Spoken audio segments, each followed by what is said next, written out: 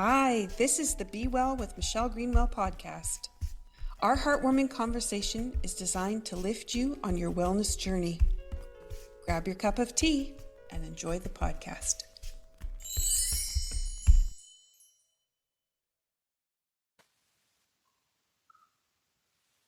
Welcome everyone to Be Well with Dr. Michelle Greenwell, and today we're doing the Healing Through Spirituality 3-part exploration into the deep layers of what makes us whole, resilient, and connected.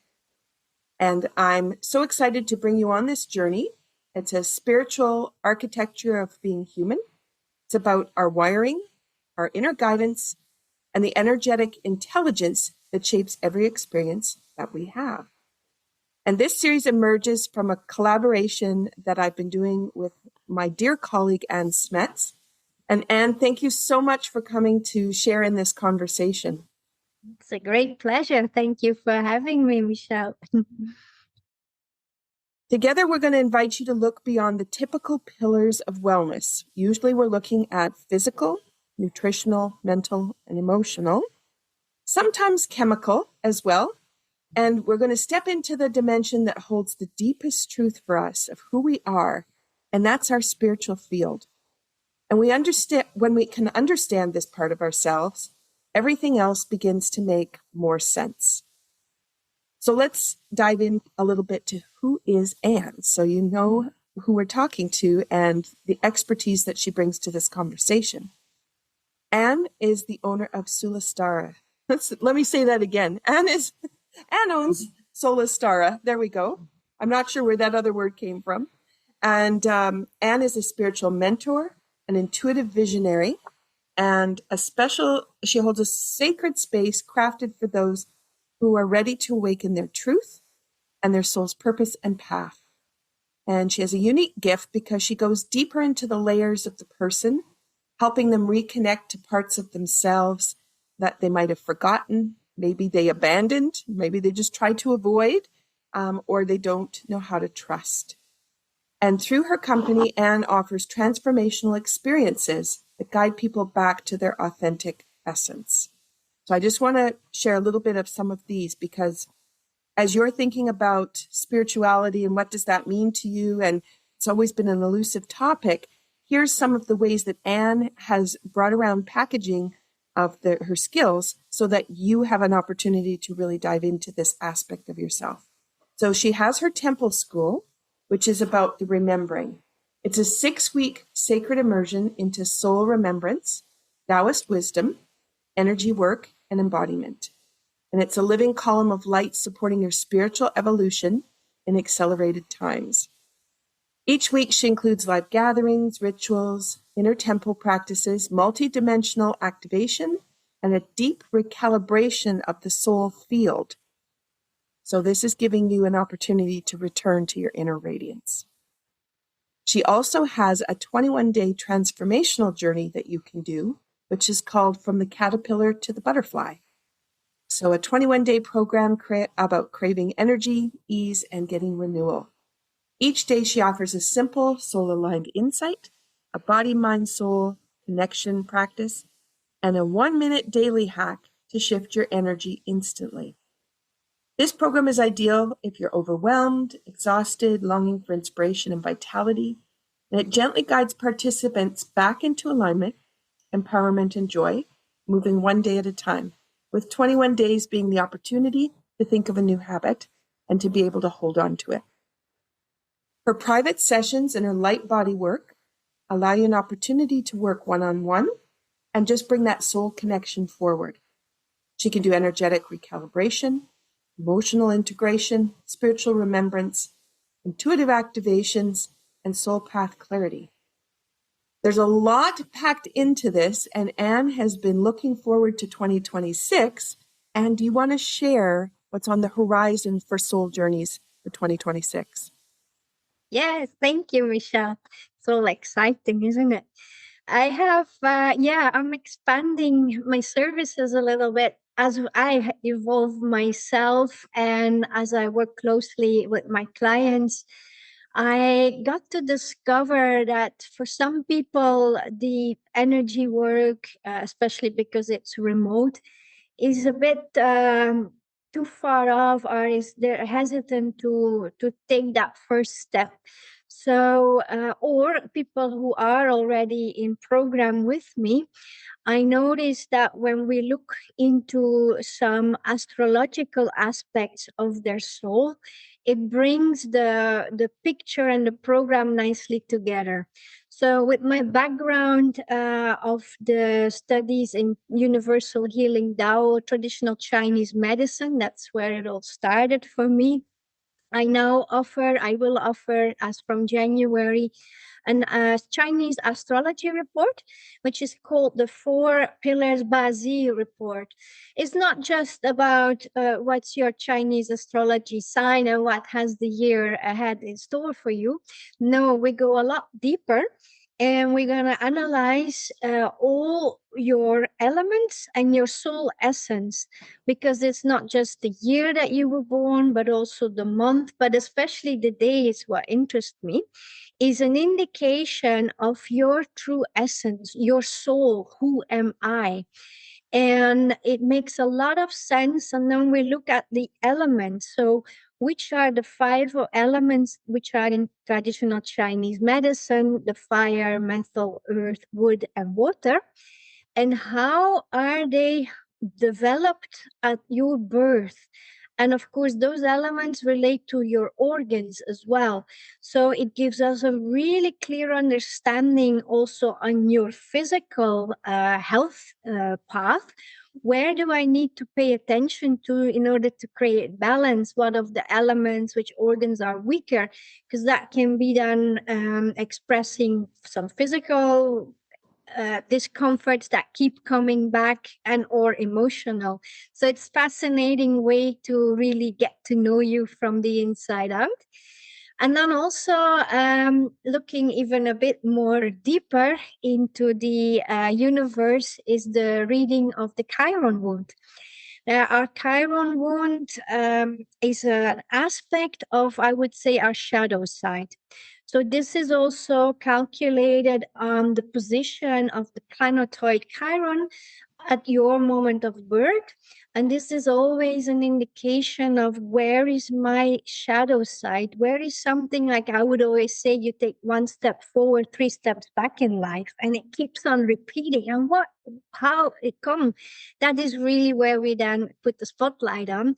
And by doing so, we can then finally start working together and turning that into your medicine. What can you bring to the world as opposed to what's holding you back the whole time? So it's really exciting. Yeah, and I'm looking forward to share that. Thank you for bringing the picture of that forward, because again, when you're thinking spirituality, I know a lot of people will go to religion and their religious practices and the things that they do in that capacity, but spirituality isn't about that. And so this, just by for my audience, usually I don't go through all of the offerings that a client that a person has to offer to their clients. But in this case, because it seems like such elusive conversation, languaging, how do you wrap yourself around that spirituality and how do you heal with it? This is a great way for people to realize how it weaves in and out of the day and your approach to finding the right tools for each of those kinds of situations. So thank you, Anne, for all that you're thinking about and bringing forward for 2026 to package up something that I think is just so desperately missing from the healing work that people are trying to do.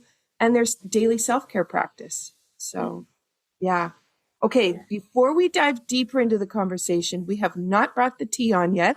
And we want to make sure that there's a healing session here for everybody that's listening. So what tea have you packed today for this conversation? For me, I'm having water because I have no access to your wonderful tea. But what I always do daily is bless my water. So it's another way of sharing intentions. So my water is blessed today with the frequency of pure love, and the 0 point of stillness and pure love, which I want to share with the audience today. So for those that are listening, Anne took her glass of water and she was hugging it. And I would invite you that if you don't have a tea beside you or a beverage that you've been drinking, that maybe you can get a glass of water so that you also can infuse the water and take advantage of the pure love that Anne's offering as a frequency. You can just put your hands around your water and let it be infused as well. And this is such an easy tool for bringing the frequency into the body and transforming instantly any part of your day. So thank you, Anne, for that piece. And I'm going to bring to you the SoulTEA Harbour tea, which comes from the Harmony Blend series. This is about coming home to the heart. And as we bring this conversation in, I thought we could do a little tea ritual around this one. So a little bit different than I usually do in the podcast, but so far I started out different too. So let's settle our mind, soften our breath, and then find your heart. So it's be kind of like a little bit of a meditation. So as you're listening, just if you can find a space to just be comfortable, then that's great. If you're driving a car while you're listening to this podcast, just take a nice deep breath and stay focused on the road, but know that we're providing the space for you to increase that frequency. So today's tea is SoulTEA Harbour. It's a blend created with the intention of guiding you home to yourself. And this tea is an invitation to pause, to anchor, and listen. Two of the key herbs that we're going to focus on hold deep spiritual significance, and this is licorice root and anise. Licorice root is known as the harmonizer. It reminds us that softness is our strength. It brings balance to the systems of the body and the subtle energy fields, helping us to release rigidity, and it welcomes compassion. Anise acts as the seer. It clears the fog from the intuitive pathways, helps us to see beyond the noise of daily life and into the soul's wisdom. So if we put these two herbs together, as they're packaged in this tea, licorice is going to ground you in the heart, while anise will open you to inner vision. One will root, the other will expand. One comforts, and the other awakens. And the affirmation carried in this tea is, balance and flow is possible when we open to be present for our true heart's desires. Come home to your heart. So take a breath. If you have something that you can smell, bring in that. That goes into the limbic system, which is awakening all of our senses. It joins up with our motor system, which helps us to change the way we react and the softness that we can bring in. And as you take a sip, let this be your arrival.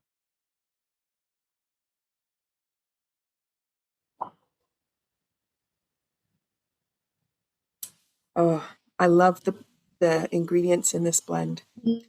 Okay. I'll pass that forward to you since you don't have that. Great. One day there'll just be a big package that's going to arrive for you. I know. I can't wait to try your teas. Okay. So we wanted to talk about spirituality as not being something woo-woo, because that's where a lot of people will go. Oh, here goes that talk. But we're going to look at it from the perspective of wiring today. And we want to explore a foundational truth, which is spirituality isn't an optional belief. It's the operating system of our human experience. So it is there, whether you believe in looking at spirituality or not, it's just existing. And you can shine a light on it and illuminate it and learn more, or you can ignore it and it will continue to do what it's going to do, and which could support or not support, depending on the choices that you're making and how you're thinking about things. So we're electromagnetic beings. Our emotions, intuition, sensations, and inspirations are not random. They're communications from our energetic fields. And spirituality isn't something that's outside of us. As Anne has already said, it is who we are. And the modern life will pull us away from this as we get overridden with signals. We numb our intuition. We are busy trying to avoid listening to our soul's calling. And then when we wonder why, we feel lost, anxious, maybe depleted, or out of alignment. And when we reconnect with our spiritual nature, everything begins to shift. Confusion can become clarity. Chaos becomes presence. Resistance moves over to flow. Doubt becomes self-trust. And fear becomes grounded in awareness. So this is the doorway that we're going to walk through today. And Anne is going to be able to share her story of awakening and a personal shift, and then how she began to understand that spirituality was the essential to our well-being. Anne, thank you for bringing this to the conversation. Well, thank you, Michelle, for opening up the conversation. I'm so delighted because far too often the word already spirituality is a bit ridiculed or people don't have a message with. So it's great that we can talk about it in a down to earth way. So make it accessible for everybody to what I call remember, because like you mentioned already, it's in all of us, it's in our cells, and just hearing the conversation will awaken that remembrance, I'm sure. Perfect. Can you share a little bit, how did you get to working in this field? Yeah, that's an interesting question. Because I wasn't. I mean, I was born in a what's normal? Hey, a normal family.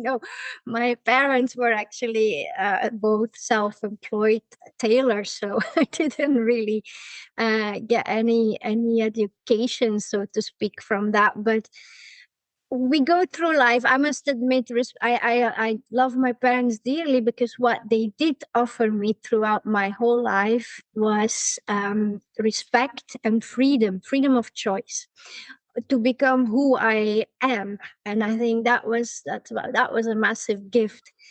Now, a big trigger happened about 25 years ago. That's what I would say. That's that push. We'll get that push in life where something starts to awaken on a deeper level. And that happened, unfortunately, well, it was through loss. So looking at it now, sometimes grief has a strange way of becoming a way shower. But it was just then when I lost my first love, my first boyfriend, where obviously you go through this stages of grief. But then all of a sudden it shifted and I started feeling energy, not just as the emotion, but more as a living intelligence. It was twofold. It was one way because one of my school teachers actually he handed me a book about life after death, which he had not long ago went through because he had lost his wife. And we started talking, and it was immediately a homecoming. Like, of course, I know all this. And then soon after, I had my first out of body experience during sleep, where my boyfriend basically in spirit came to visit me. And I really felt myself levitating, my soul, spirit out of my body. And we basically met underneath my bed, out of all places. We had a good chat, and yeah, he confirmed that he will always be by my side, but from just another behind the veil, how I would say. And yeah, from there I started to evolve more and awaken more. Of course, I was 21, so I had to go through my crazy part of life. So shut down a bit, get over the sadness, and start enjoying life with party and what have you. And then around my age of 31, I went to India. I went into the ashram of Shivananda to do a yoga teacher training course. but it was much more than that. It was the yogic lifestyle, from early morning chanting to service, which is just free service of the community. So the whole lifestyle, the whole yogic lifestyle, and by doing that, I came home. I also Southeast Asia. I then started to travel to northern Thailand, where I started to do my Taoist studies, and that was really a homecoming. And not long ago, actually, I was able to travel back in time and meet my primal mother, so my lineage, and one of the primal mother lineage is from the Taoist lineage. So that now it makes sense why all these studies, sometimes when you read a book and you could give a lecture afterwards, because you just know, right? That now all makes sense. And that's kind of how my path evolved, basically. Wow. You're saying that, and I'm thinking about my own Tai Chi practice, and Yeah. it hasn't been a straight road.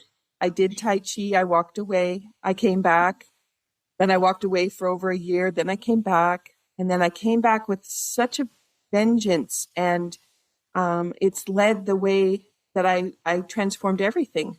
So as you're saying, who were the guides before, who brought this all in? It's interesting to think about,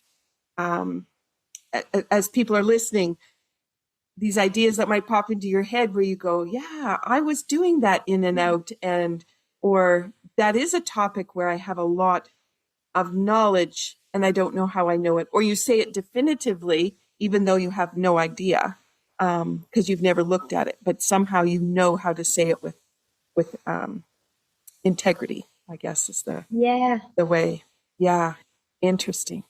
Yeah, I mean, also for you, Michelle, you have even your parents doing Tai Chi, so it's not far from the bed, I would say.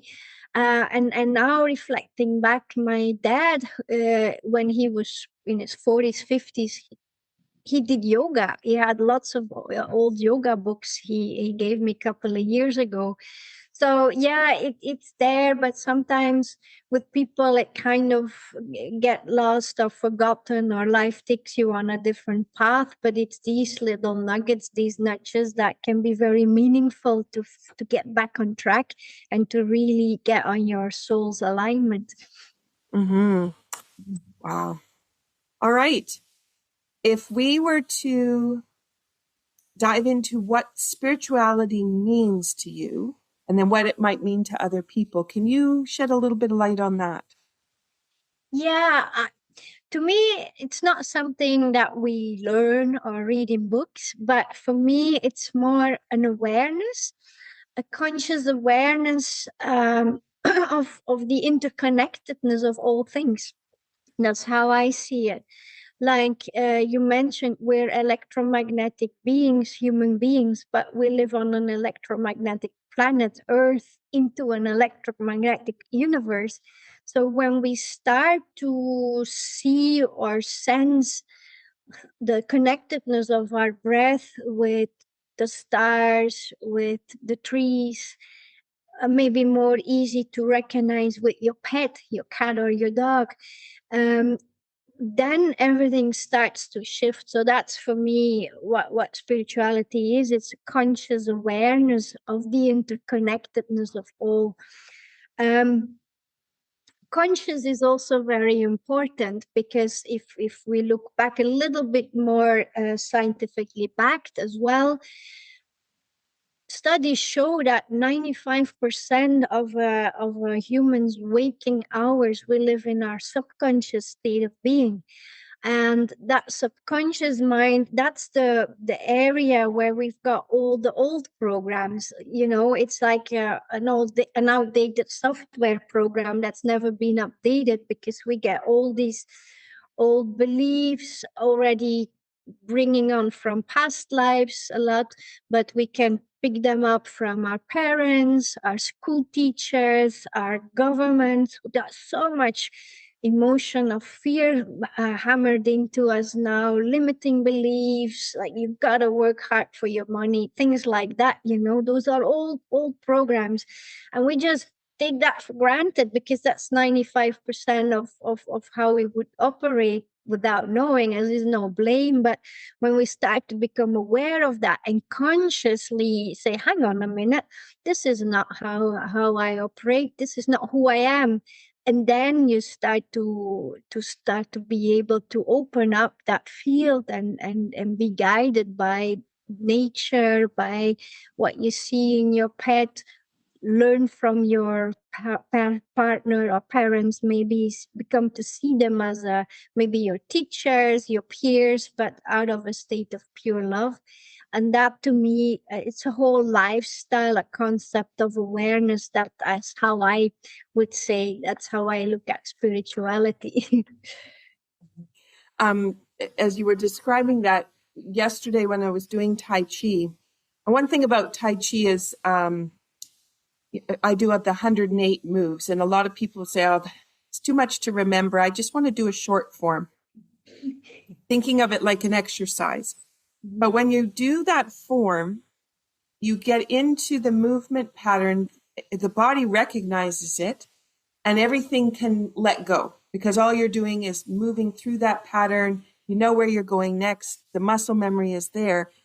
And then that's when the clarity of mind happens. So like you're talking about, if you go out in nature and that same idea, and you're talking to the trees or feeling your feet on the ground, and then all of a sudden the answer to things that you were trying to figure out, it's just there. Yeah. And it has no effort to it. And you weren't even really thinking about a solution or anything, but all of a sudden those things come together. And yesterday it was just such a profound piece because I turned around to go a different direction and it was like, you need to do this. I was like, oh, I never thought about that. Mm-hmm. And then I just continued to move, not really giving it much more thought. And then a second thought arrived. And I just wanted to bring that idea out to people because some of the ritual practices that happen in spiritual aspects, like going for a walk in nature, the body recognizes it from that subconscious piece and then pulls it out. And yesterday it just was so right there for me in awareness that I just wanted to share that. So thank you for opening up the conversation of the ways we can connect and bringing in our pets as well, because I don't think people realize so much the impact spiritually of that connection. Yeah. All right. I didn't mean to take over so much conversation on that, but you inspired that piece of me. Yeah, great. Okay, so we have spirituality, but can you share with us when you realized the necessity of spirituality for the healing component?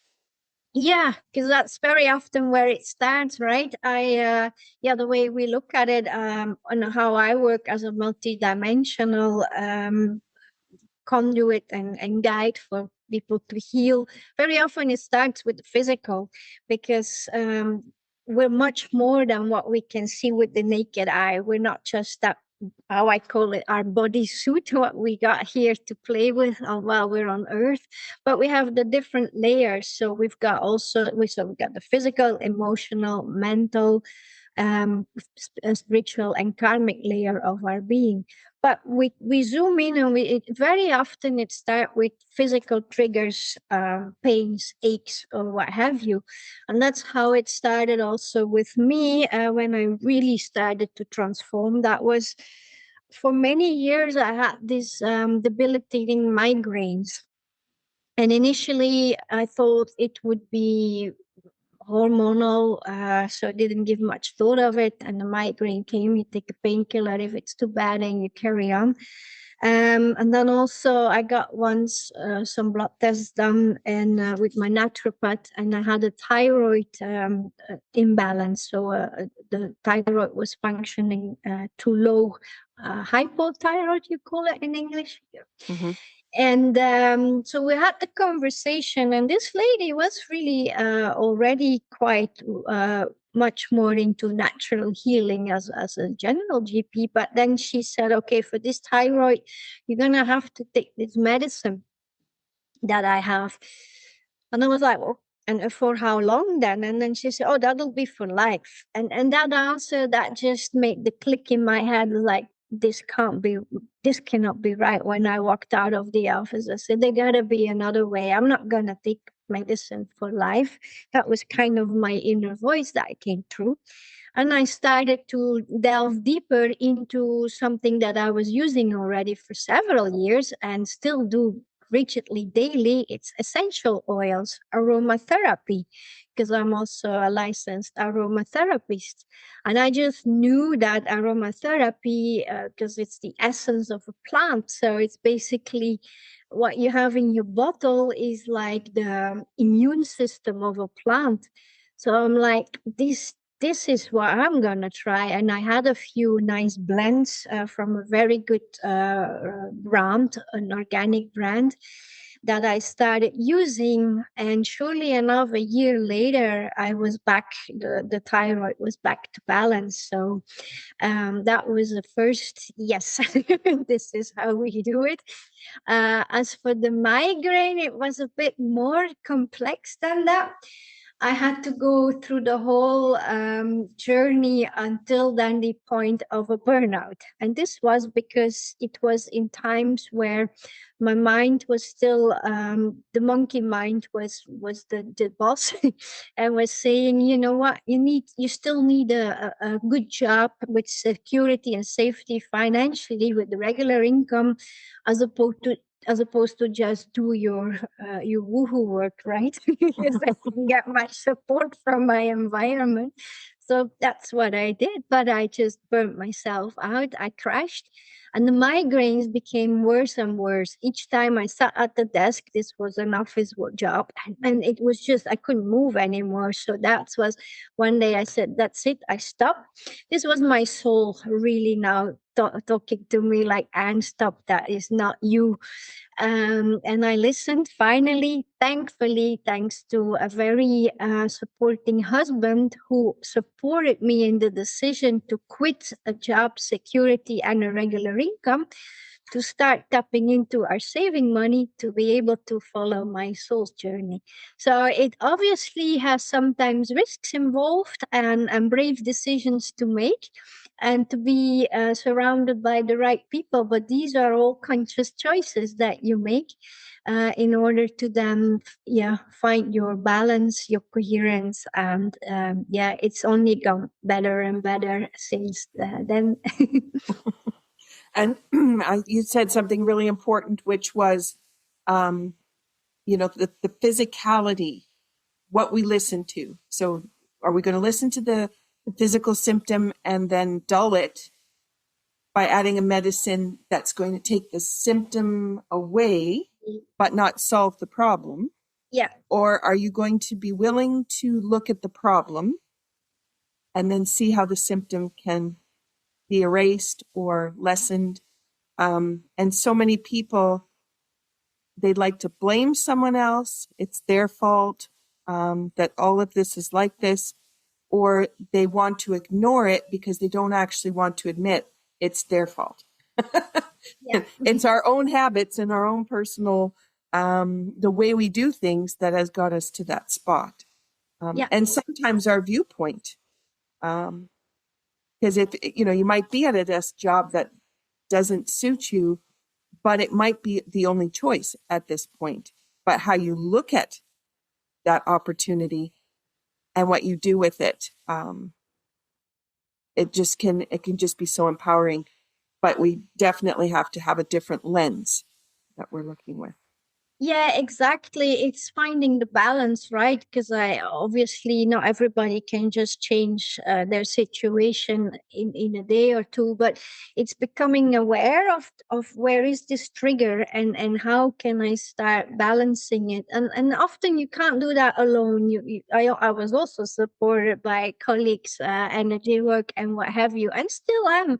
I mean, our awakening process is an ongoing project trajectory as long as we're on planet Earth. And so exciting times these days. That would be another topic of what's all happening interstellar and in the universe and all that. But we are in such amazing times of an awakening process of humanity again, in evolution, also with the awakened earth. So it's something that goes, take micro steps in order to get to that trigger and start bringing that imbalance, gently but surely. We got all the time. Yeah. So if we move from that topic into that inner guidance, what do you think causes people to disconnect from that? So as we're just coming to a place where a lot of things are moving faster than the speed of light, and the awakenings are happening, how is it that some people still, that block is sitting in there? Yeah, it's coming back a little bit of what we said earlier. It's really functioning on that subconscious autopilot, um, or not even having the awareness that everything is interconnected. And that brings you to the fact that you don't really hear your intuition.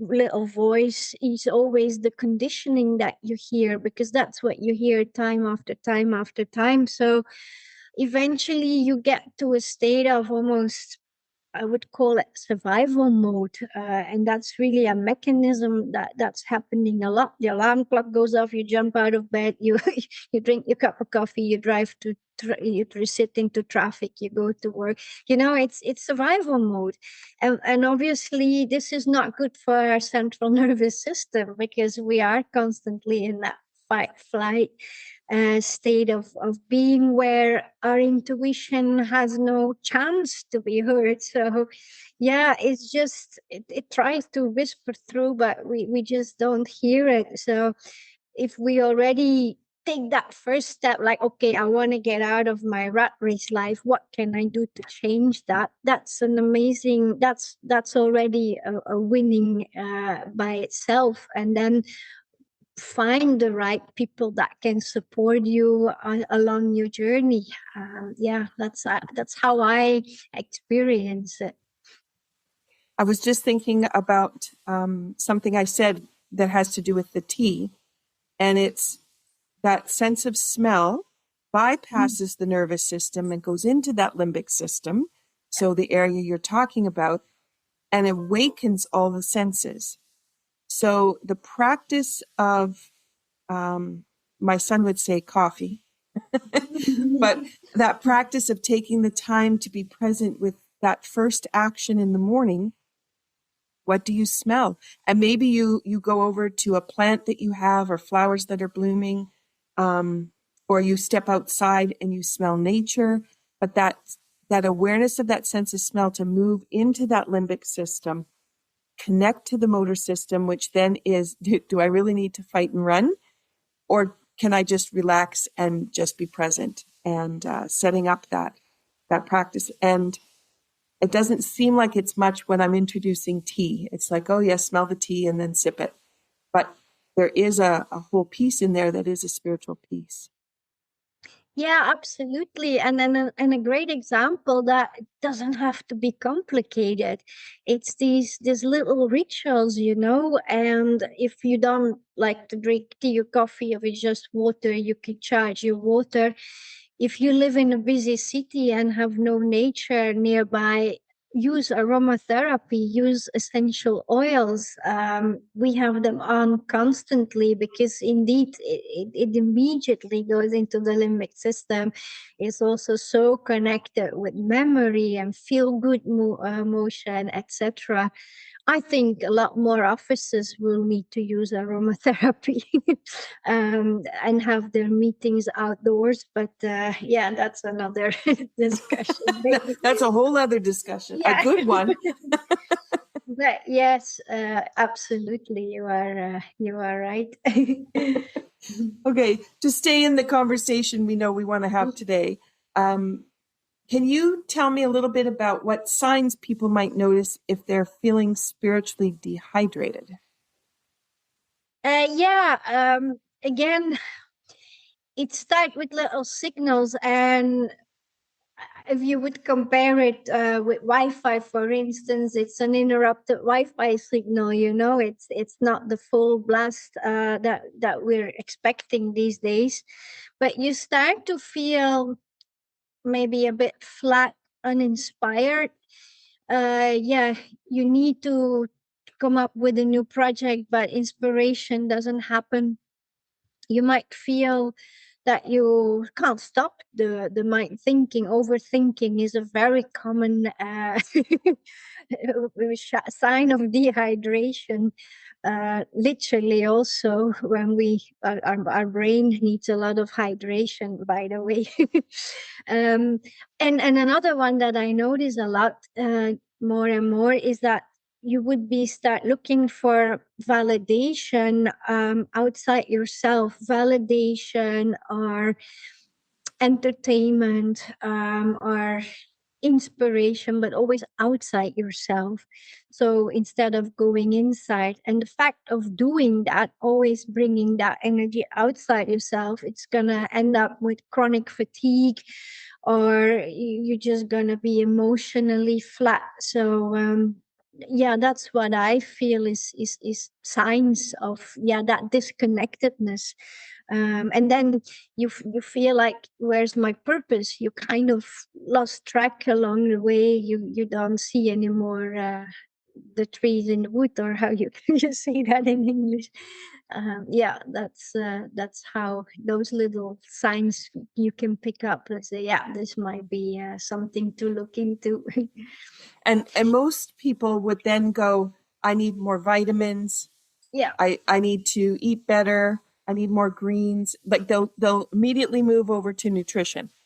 yeah, And you could spiritually connect with that nutrition by being more observant of the aliveness of the vegetables and the smell that comes from them, the taste. So you can wrap spirituality around it. But it's interesting how we try to solve that problem with what we know, which yeah. is that rhetoric that we've been given about, our nutritional piece is what keeps us healthy, and then exercise and get plenty of rest, those kinds of things. Yeah. Yeah, I would say that's your last part that's often missing, is your spiritual responsibility, because I feel that here on earth we need all the aspects, and I often notice that especially nutrition and movement are parts that can come in to integrate the shifts that we're doing, especially as we then shift our own frequency and our awareness. We need to then also have a body that can hold it, that can be integrated. That's why I always like to look at both sides initially, because then obviously as we evolve as beings on to a higher and higher state of consciousness, until we find that 0 point balance within ourselves, then you can actually create the miracle of heal yourself instantly, and you don't need food even. I mean, there's enough teachers who have, I follow one of the great teachers, Dr. Roy Martina. He's been on living from the frequencies, the air, for months, and he's living proof. I mean, he's alive and kicking at age 75, only getting better. So, but that's obviously something not to just start trying uh, tomorrow when you're off for the weekend out of the office, but just to show that those are the steps of evolution that we take, yeah, and that are possible. And that's possible. And that's something that it's not part of our everyday. So as we're thinking about how might spirituality play a bigger role in our lives, remembering that we've been trained to not pay attention to that. And so our answers that we fill in with our mind are coming from a place of how we've been educated. And so that education has to shift around. Yeah. You said some really great pieces there. So I hope as people are listening, sometimes for me, auditory, as I'm listening, it's kind of like I wander off with a thought.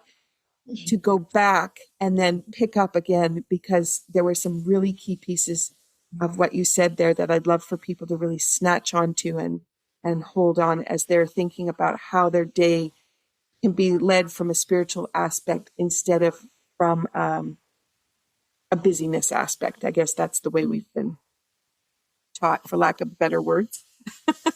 Yeah. Let's move over to grounding and how grounding can help us to connect to our inner truth and find coherence. I think it's one of the easiest way to get our electrons reset, the electrons of the earth.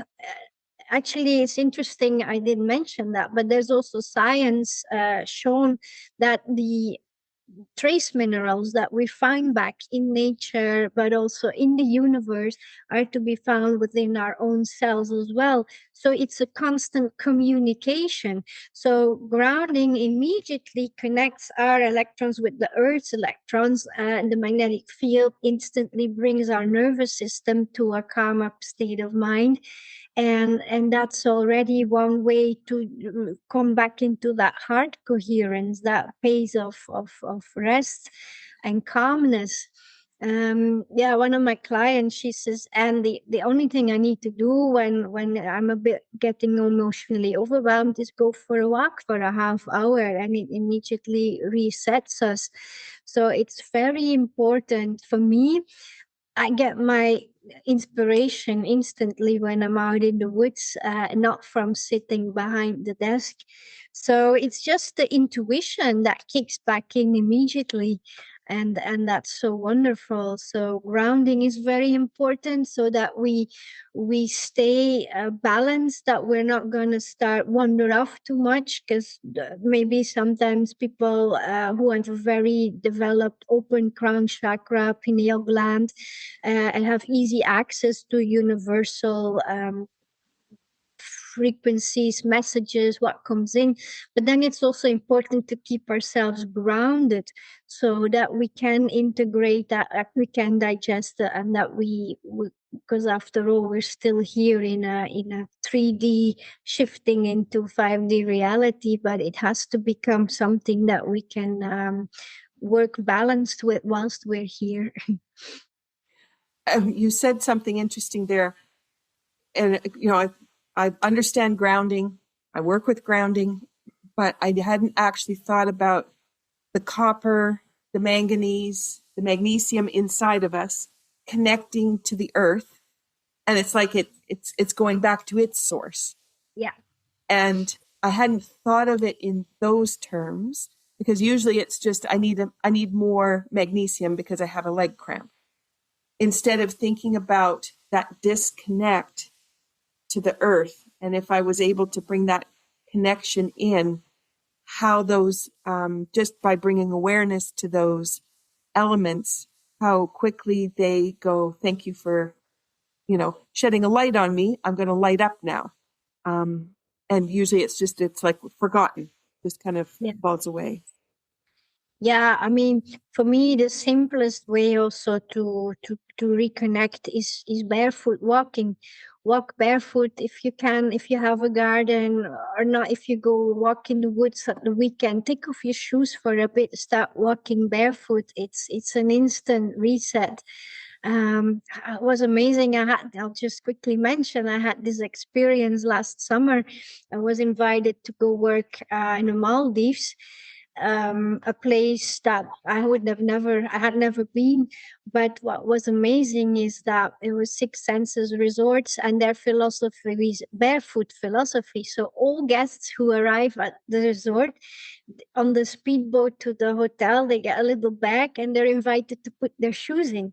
And so for 6 weeks, I was walking barefoot along the whole atoll, basically. It shifted me from the inside out. Wow. Only then did I feel how stagnant I was inside, even though I'm already aware with what I do and practice every day. So, yeah, it was a really good experience. Interesting. And people think, well, when they go outside, they're barefoot, but they put their sandal on. And Yeah, if they're no. wearing a flip-flop, it's rubber. So you're Yeah, standing on top of rubber, which is isolating you from the ground. yeah. So that's not the same as getting the feet in there. And we don't have grass here. It's herbs. Our whole yard is just herbs. And when I put my feet into the grass, it's just, that the Amazing. Yeah, herbs are all coming up and meeting me, I guess is the yeah, best way to say that. amazing. And I think about those people who live in the city. I know when I visited New York once, unless you went to Central Park, you were on cement or rubber constantly. So there was never a way, and you wouldn't go barefoot. So there was never a way to be connected. And my girlfriend that lives in New York, her whole apartment has like so many plants in every window and seashells and rocks. And she had a hermit crab that lived in the apartment, but that was her way of bringing nature in where Yeah. she couldn't access. And so I'm saying that out loud for people listening as you think about, I spend a lot of time in my house. I'm on carpeted floors, linoleum. It might be tile, but tile that's been made rather than something that's right from the ground. In what way are you connecting to nature? In what way do you get to interact with it? And if you're sitting at your desk, where is nature at your desk? Might be a plant, but might be nothing at all. And then how do we bring that in? Yeah, really interesting. Okay, I know you and I could keep going, Yeah. but do you want to just share a little bit about what people can expect as they listen to the next parts of this trilogy? Oh, well, it'll be an exciting continuation, and I hope that people will start to understand a little bit more that spirituality is not something out there, but it's just a down to earth reality of who we are. And by listening more to tips that we will share, tools that we will share for daily life, the awareness that basically healing is possible for everyone on whatever aspect of the healing needs to be done, whether it's physical, mental, emotional. It's possible for everyone because everyone has that bright light within us. It's that part, we are a fraction of source. We all carry that source light within us, and that I'm sure throughout the series we will unveil and rediscover. Perfect. And I like to finish on that idea that it's already within, because as we talked about those patterns that are stagnant, that are also there, there's also this light within. So where are you listening and which is holding you in the place that you are? So thank you for saying it that way. I'm just going to give us a few things to think about Yeah. before we leave this episode. So if you place your hand over your heart, ask yourself these questions. Where am I not listening to my inner knowing? What part of me has been asking for attention or rest? Where does my body feel tight, closed, or guarded? And what desire have I been ignoring or postponing? So the answers will come gently as you go about your day. There's no pressure, no judgment. You just be aware and open to the answers that come your way. And then if you'll write down one small shift you can make this week to reconnect with yourself. It might be through breath work, stillness.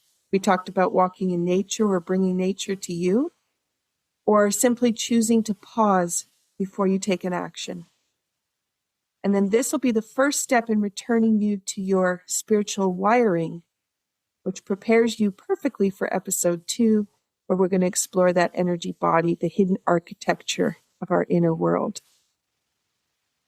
All right. And thank you so much for being here. Thank you, Michelle. and Pleasure. sharing. It's always lovely. And as you go forward, everyone, remember that balance and flow is possible when we're open to be present for our true heart's desire. Come home to your heart. So that's the message from the SoulTEA Harbour tea.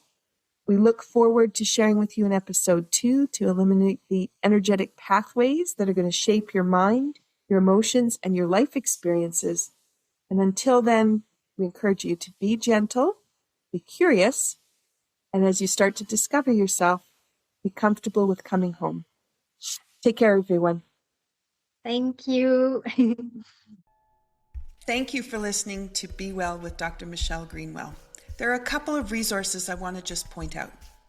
When you go to the website greenwellcenter.com, you'll have a pop-up window. That pop-up gives you the top 8 easy stress releasers that you can use every day. That's something you can put beside your computer, the bathroom mirror, beside the bedside table. A great resource. Also, my YouTube channel. It is full of playlists with all kinds of different ways that you can activate energy and bring vitality into your day. You can find that when you go to YouTube at Michelle Greenwell. And last, if you're a Linktree person, Linktree, linktr.ee/Greenwell Center. That has all my resources in one spot. Those are for intricate little things that you can't get everywhere. And it's a wonderful way for me to be able to share all the different aspects of the kind of work I do. So thank you for listening. Be sure to drink that tea. And if you want to have the tea blend that was shared in the podcast today, then be sure to check out capebretontea.ca. Have a wonderful day.